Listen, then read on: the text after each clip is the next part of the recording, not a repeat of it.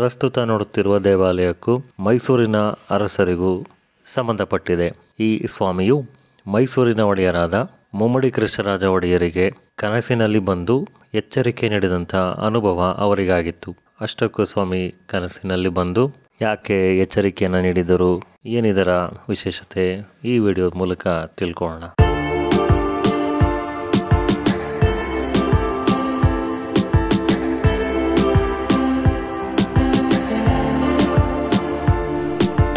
ಯದುವಂಶದ ಅರಸರು ಶ್ರೀಕಂಠೇಶ್ವರನ ಪರಮ ಭಕ್ತರಾಗಿದ್ದರು.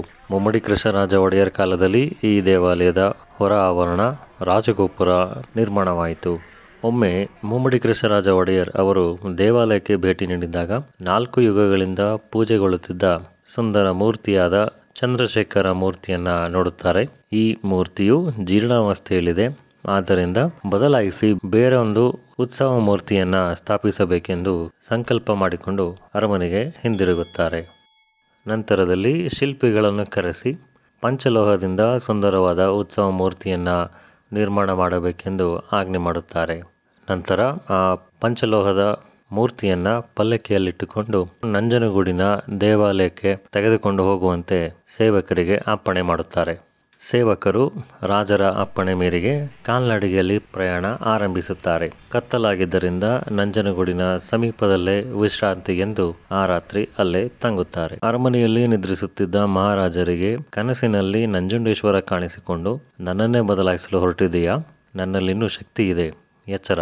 ನನ್ನ ಆಜ್ಞೆಯಂತೆ ಈಗ ನೂತನ ಉತ್ಸವ ಮೂರ್ತಿ ಇರುವ ಸ್ಥಳದಲ್ಲಿಯೇ ದೇವಾಲಯ ನಿರ್ಮಾಣ ಮಾಡಿ ಅಲ್ಲೇ ಪ್ರತಿಷ್ಠಾಪಿಸು ಎಂದು ಆಜ್ಞೆ ಮಾಡುತ್ತಾರೆ. ಇದರಿಂದ ಎಚ್ಚರಗೊಳ್ಳುವ ಮಹಾರಾಜರು ಸೇವಕರನ್ನು ಕರೆದು ಪಲ್ಲಕ್ಕಿ ಎಲ್ಲಿದೆಯೋ ಅಲ್ಲಿಯೇ ಇರಲಿ, ಮುಂದಕ್ಕೆ ಹೋಗಬಾರದೆಂದು ಕಟ್ಟಪ್ಪಣೆ ಮಾಡಿಸುತ್ತಾರೆ. ಅಲ್ಲಿಯೇ ಒಂದು ಭವ್ಯ ದೇವಾಲಯವನ್ನು ನಿರ್ಮಾಣ ಮಾಡಿ ಶಿವಲಿಂಗವನ್ನು ಮತ್ತು ಉತ್ಸವ ಮೂರ್ತಿಗಳನ್ನು ಪ್ರತಿಷ್ಠಾಪಿಸುತ್ತಾರೆ.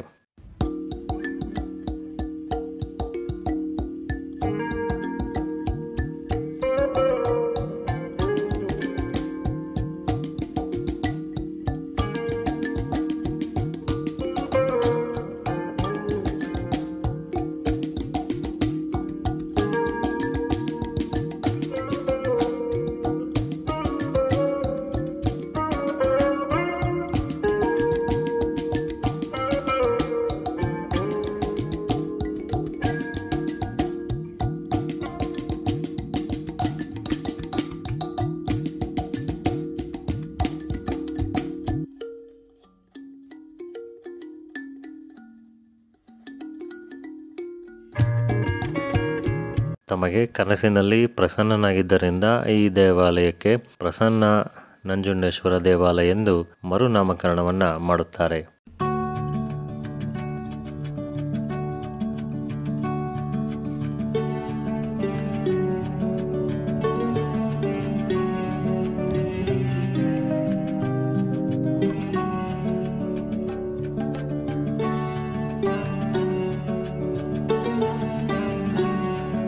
ಈ ದೇವಾಲಯ ಇರುವುದು ಮೈಸೂರು ಜಿಲ್ಲೆಯ ನಂಜನಗೂಡು ತಾಲೂಕಿನ ತಾಂಡವಪುರ ಎಂಬ ಹಳ್ಳಿಯಲ್ಲಿ. ಮೈಸೂರು ಊಟಿಯ ಮುಖ್ಯ ರಸ್ತೆಯಲ್ಲೇ ಈ ದೇವಾಲಯವನ್ನು ನೋಡಬಹುದು.